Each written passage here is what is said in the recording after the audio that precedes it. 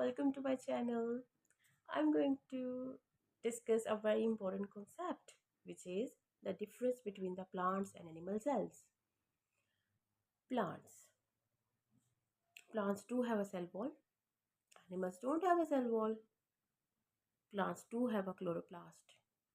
Animals don't have a chloroplast. Vacuole. Vacuole is in the center of a plant cell.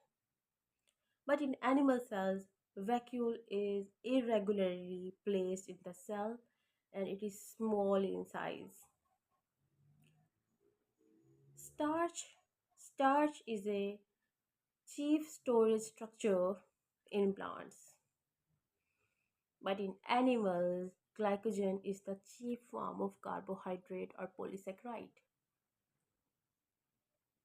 So these are the main differences between plants and